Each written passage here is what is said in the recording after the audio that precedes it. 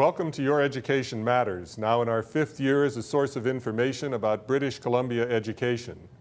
Your Education Matters features the voices of professional educators and other education stakeholders.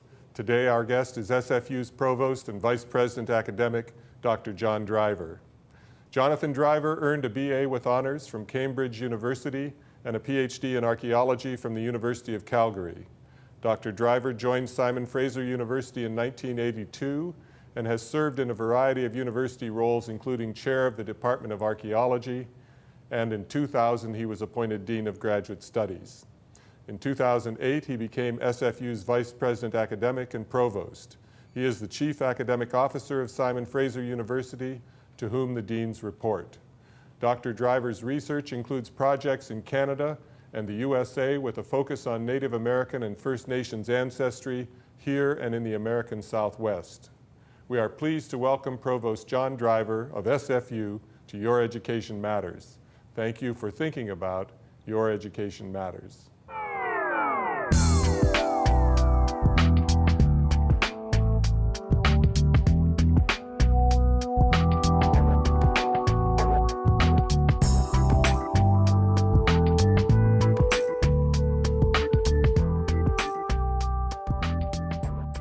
John, in your role as Vice President, Academic and Provost, to help our audience understand what you do, I wanted to ask you if you'd give us some of your priorities for the current academic year and the focuses of what your work is headed toward.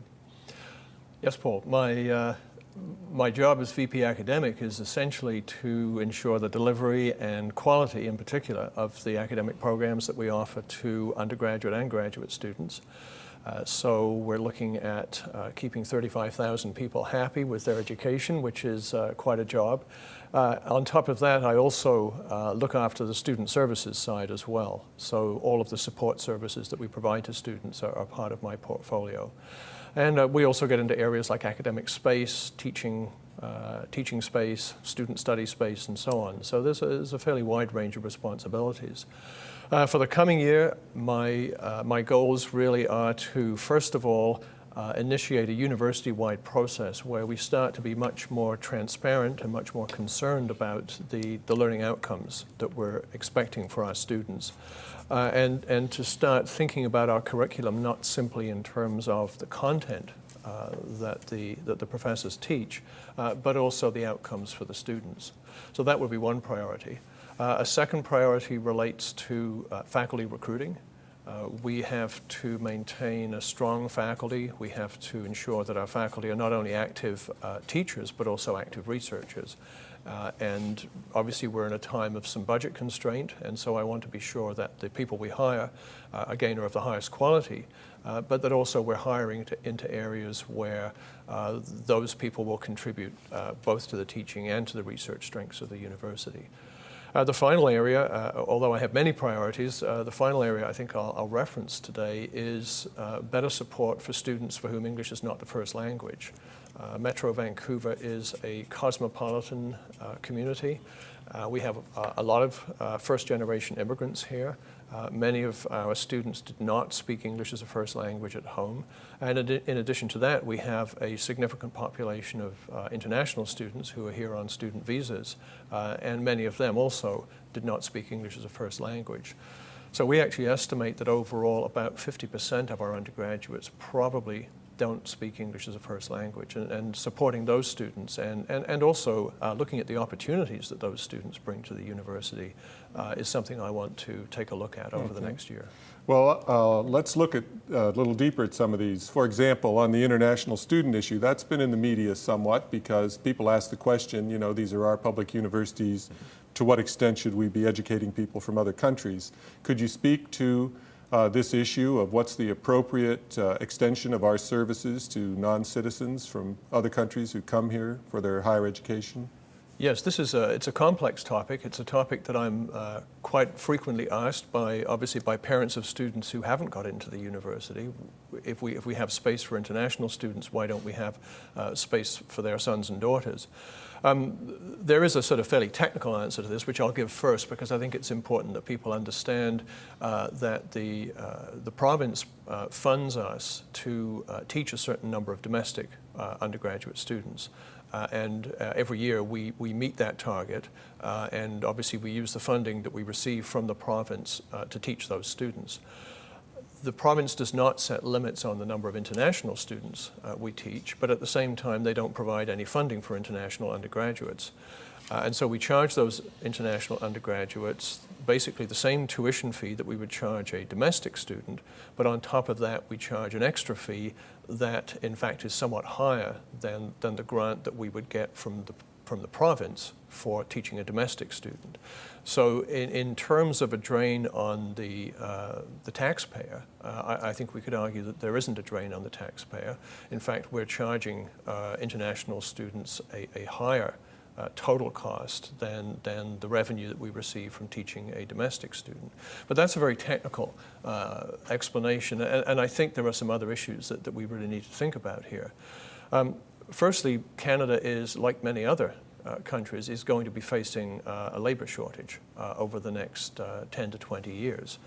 And we are in fact interested in this country and in this province in attracting more immigrants. And one of the ways to attract skilled immigrants to the province is to offer international students the opportunity to study here and hope that these well-educated people with global connections will stay in the province and help diversify our economy, build our economy, maintain connections to other parts of the world that will also be beneficial to us. So in fact, you could look at the goals of both the federal and the provincial government in terms of attracting highly qualified immigrants, and the post-secondary sector, and for that matter the high school sector, play an important role in bringing potential immigrants to this country. Well, I want to go back to your comment on faculty recruitment. Part of faculty recruitment is which programs you're developing, which ones you might be seeing attrition in. That's part of your job too, right, to help steer the university. You've created some new units in the last few years. So would you go from the faculty recruiting piece to the big picture of how the university and how your job interface with the decision of where the university should head academically and disciplinarily? Yes, and this is a very complex question, and perhaps I should also point out for viewers who may not be familiar with how a university really operates, that the academic programming of the university is not simply directed from on high. We have an academic senate that is essentially a collegial body of administrators, faculty members, and students that actually sets the overall direction for the university. So it's very much a collegial process, a process involving a lot of debate. The driving forces, I think, in terms of the curriculum development, program development, are complex. First of all, we have to look at the demands of the students themselves, or the incoming students. And I think people may be somewhat surprised to learn that still the majority of students coming into Simon Fraser University are primarily interested in arts, social sciences, humanities, and the standard science disciplines. There is less appetite for very applied areas. There's less appetite for programs that direct students into very particular careers. This is not to say that students aren't thinking about the kind of job they want to do afterwards, but there's still a strong appetite for a general liberal arts education or a science-based education that is more about intellectual engagement, more about developing one's general abilities than about training for a specific career. Having said that, there are also forces at work that definitely induce us to develop new programs. We have incentives provided to us from government, both federal and provincial government provide various kinds of incentives to develop programs that move in directions that are seen to be good for the province or good for the country. There are emerging technologies that we feel we ought to be teaching students about. There are new demands in the labor market for new kinds of people. So to give you one example, we recently introduced a program that we call mechatronics, which is a sort of combination of electrical engineering, robotics, and system control. And that reflects new kinds of engineering in a much more digital world. And there's demand from students for that, there's demand from employers for that. And so this is the kind of program that we would develop, I think, partly in response to student demand, partly in response to demand from employers. Okay. Thank you, John. Yeah, maybe I can just add one thing. Yes. The other issue is that we do feel a responsibility at the university to provide basic education in areas that perhaps students are not so familiar with in high school. And I shouldn't have said basic, I should have said fundamental education in areas that students are perhaps not so familiar with, such as philosophy, such as some of the social sciences that really ask very fundamental questions about why do people behave in the ways that they do, what are the ethical issues that we ought to be concerned about. And students come to university and learn about these kinds of programs that perhaps they hadn't learned so much about in high school, and then they realize that there's this intellectual pursuit that is valuable to them not only as students but also as future citizens. Yeah. And they're at a point in maturity where they can really absorb that kind of learning. Very much Thank so. you, John. We'll be back in a moment.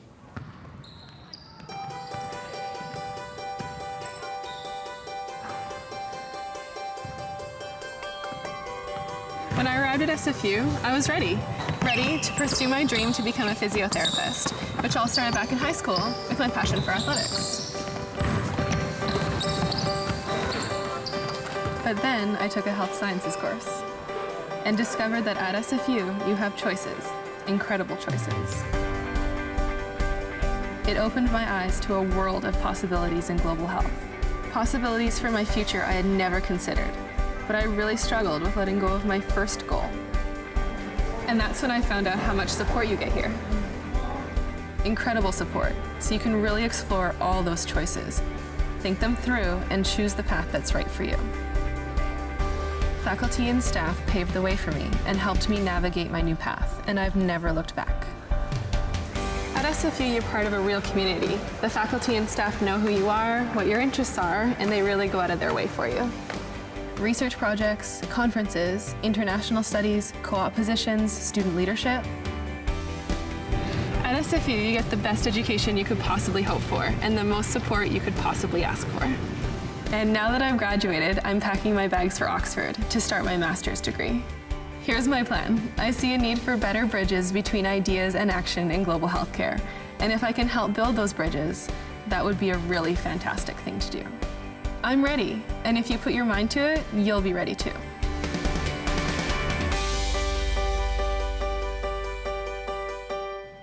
We're with Dr. Jonathan Driver, Vice President Academic of SFU.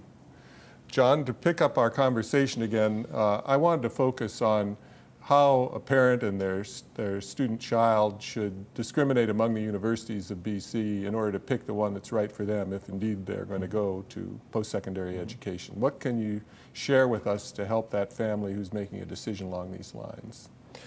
Well, first, I think I should say a little bit about the BC system, because we do actually have a system of post-secondary education here, and it's the envy of many of the provinces in Canada, and for that matter, many of the states in the US. We have a very well integrated system of post-secondary education that allows students to move fairly seamlessly from one institution to another. So many people will be familiar with the idea of attending a community college first and then moving on to university. But actually we have opportunities to transfer between universities. We have university students who go back and take courses at colleges. So we do have a very robust system that allows students to move fairly seamlessly between the various institutions. And this is a system that every political party that I'm aware of in the last 30 years has supported and in many cases enhanced. And I think it's a really powerful component of the BC education system. But having said that, of course, we obviously want to attract good students to SFU, and we think we offer some advantages to certain kinds of students. The characteristics, I think, for an undergraduate student at SFU are flexibility. And flexibility in terms of where you can take your program, when you can take your program, and flexibility within the program itself. So I'll start with our trimester system. We offer 3 semesters a year, each of the same length. many courses offered in the summer semester. So typically we would have perhaps 20,000 students studying in each of the fall and the spring semesters, but we would have 10,000 students studying in the summer semester as well. So this creates a lot of flexibility for the students who want to work part-time. They don't have to go out in the summer and look for a part-time job. They can go out in other times of the year and look for some work that will help support their education. Within our programs themselves, we build very flexible curricula with a lot of opportunities for electives. We also build curricula that allow students to move in complex ways through their required courses. So rather than having a very lockstep approach where you have to go through a predetermined set of courses in a particular order, we tend to have more flexible curricula. There's a few disciplines where that's not the case. An example would be engineering, where as a discipline that is externally accredited, there are some requirements from the professional engineering bodies that students have to pass through. But many of our programs offer a lot of flexibility for students, and we also offer a lot of programs that are things like joint majors, double majors, major and minor combinations that allow students to pursue their own interests. So those are some of the more practical reasons, I think. So the curriculum and the programs that are available, but how about more personal dimensions, like whether you live at home or not, whether you need more attention from your instructors or not, some of these sorts of things, sure. the size of the university and whether it becomes more or less personal? Right. Well, the size is a little daunting, I think, with 35,000 students now. We do have 3 campuses, and both the Vancouver campus and the Surrey campus offer a more intimate experience, I think, for students. They're much smaller. The student body there, I think, tends to see itself as being somewhat more integrated. The Burnaby campus is larger and perhaps a little more impersonal and frankly, at the top of a mountain, a little bit more remote, in spite of the transit services. Are there cohort programs at some of the campuses? We actually have cohort programs at all of the campuses, although they tend to be more common at Surrey than anywhere else right now. And we should tell our listeners what a cohort program is. So a cohort program is a program into which we admit a group of students, maybe it's 100 first-year students, and they would take a common set of courses with some electives, and then as they progress through to second, third, and fourth year, they would tend to be with the same group of students as they go through the program.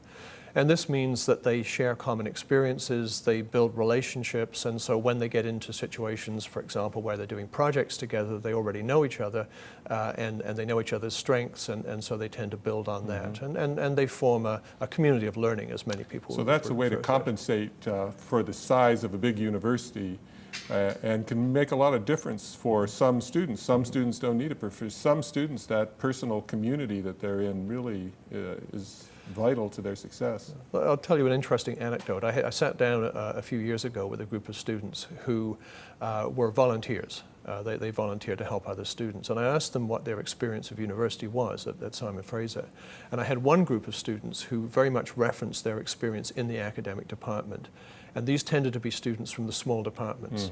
I had another group of students who referenced their experience as people living in residence or people working with student services as peer mentors and volunteers and so on, and they tended to be from the larger departments. So one of the things I'm encouraging over the next couple of years is for all of our larger departments to start building opportunities for their own majors to engage in intellectual activities, community activities within the department, but outside of the context of the regular academic course. And this is actually proving to be very successful. I wish we could do more to help students get the right match. You know, I don't, for the average family, to know where to go and who to talk to is tough, and there's a lot of trial and error, and starts and stops, and sometimes people leave or drop out for a while. It isn't easy, but there's quite a bit of difference in the range of opportunities at any given institution or between institutions. We have many students who come in the first year thinking they know what they're going to do.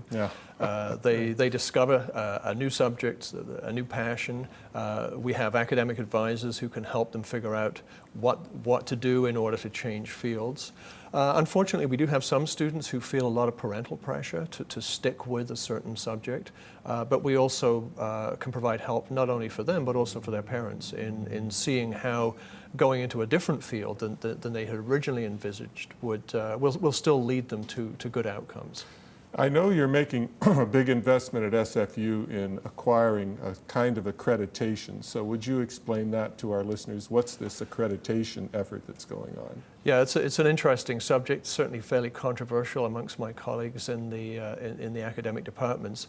What we're doing is seeking accreditation with one of the 6 American regional accreditation commissions, in this case the Northwest Commission.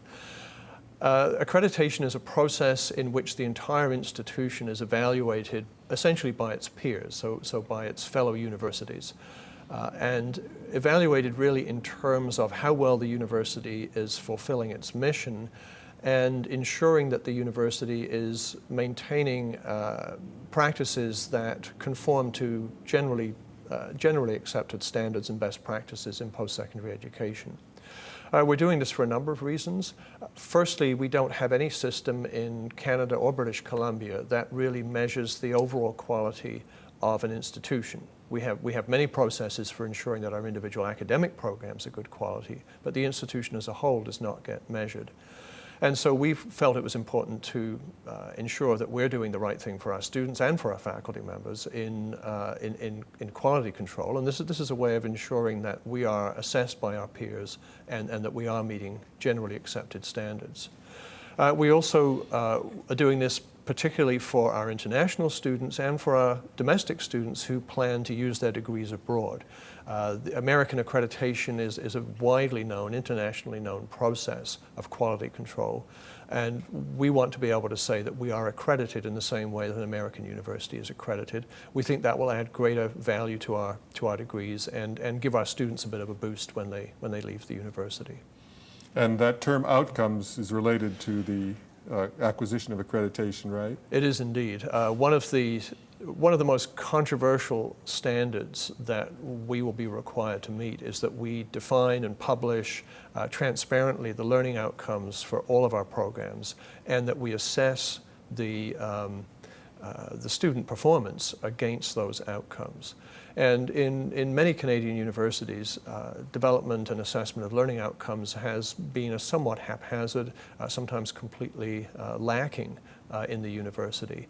We're trying to make it more systematic. We're trying to encourage our colleagues in the academic departments to think about being more transparent with their students as to what they expect students are actually going to learn at the university. And faculty members, I think, are in principle not opposed to this. What they're concerned about is that I'm going to start telling them what to teach, which I'm certainly not going to do. But there is always a fear, I think, in the background that the defining a learning outcome also means a straitjacketed curriculum, straitjacketed exams, teaching to the test, and so on. And at the university level, it's very much not this. It's very much a process of encouraging faculty members simply to explain to students what they're being asked to learn, and also to explain how the assignments that students are given relate back to the goals of the course. Okay. So we're hoping to make it a fairly benign process. We're also hoping to make it a process in which faculty and students have more discussion about the outcomes of the program. Well, thank you for taking us on this journey through SFU through your eyes. I appreciate it very much, and good luck with your continued success. Great. Thanks, Paul. We'll be back in a moment.